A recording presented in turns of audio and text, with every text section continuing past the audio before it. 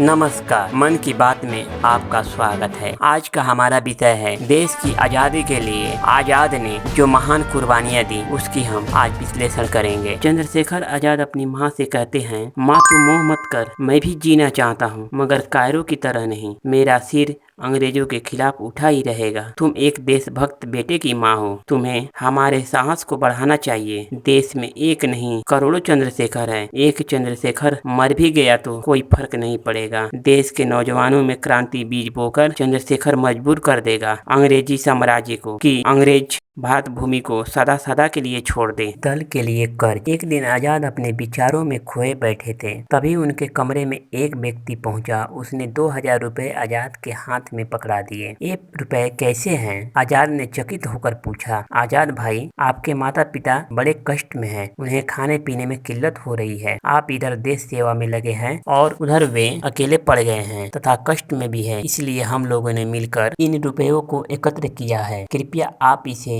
अपने घर भेज दीजिए। इतना सुनकर आजाद के चेहरे पे रौनक आ गई। वे पैसों के प्रबंध की बात सोच रहे थे। सही समय पर उस व्यक्ति ने आकर उनकी मदद की थी। उन्होंने मुस्कुराते हुए उस व्यक्ति से कहा, आपकी इस मदद को मैं कभी नहीं भूलूंगा। अब मैं इस पैसे को संगठन के काम में लगाऊंगा। बहुत बहुत शुक्रिया भाई साहब आपका, पर इन पैसों को घर भेजना है। उस व्यक्ति ने कहा, आपके माता पिता के लिए। आजाद ने कहा, हमारे माता पिता के साथ साथ दूसरे साथियों के भी माता पिता कष्ट में हैं। हम लोग देश सेवा कर रहे हैं। जैसा कि आप जानते हैं, देश सेवा में सब कुछ बलिदान करना पड़ता है। आजाद की बातों पर उसे ताजुब हुआ। उसने प्रेम पूर्वक उनके चरणों में शीश झुकाया और चला गया। 2000 रुपए आजाद के संगठन के लिए कुछ भी नहीं थे। वे जल्द ही खर्च हो गए।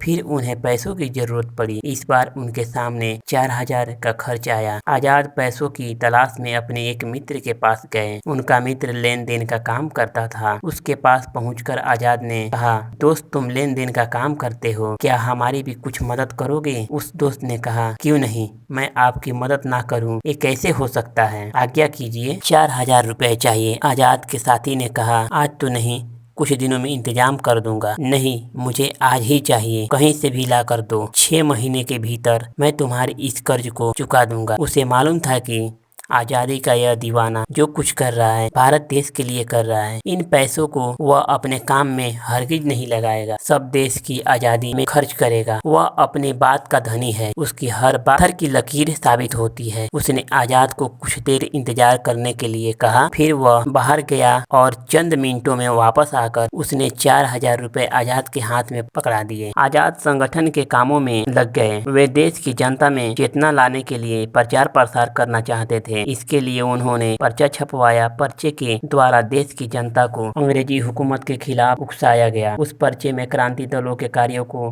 विधिवत छापा गया था। उसके माध्यम से जनता को बताया गया कि देश के क्रांतिकारी भारत माँ की आजादी के लिए अपने जीवन को खतरे में डालकर कार्य कर रहे हैं। पर्चा बांटने का काम गुप्त रूप तरीके से शुरू हुआ और एक ही दिन में उस काम को देश के सभी प्रमुख नगरों में करना था। क्रांतिकारियों पर गुप्तचर विभाग का खतरा मंडरा रहा था। यदि उसे जरा भी खबर हो जाती तो क्रांतिकारियों को गिरफ्तार होना पड़ता और उनके पर्चे भी जब्त कर लिए जाते। आजाद ने बड़ी कुशलता से बनारस में पर्चा बांटने का काम किया। वहाँ के जितने भी सार्वजनिक स्थल थे उन सभी जगहों पर पर्चा बांटा गया। लोग वहाँ पर्चा पढ़ते हुए भी दिखाई पड़े। उस काम में कई लोगों ने आजाद को अपना सहयोग प्रदान किया था। संगठन का प्रत्येक सदस्य देश हित के लिए मर मिटने को तैयार था।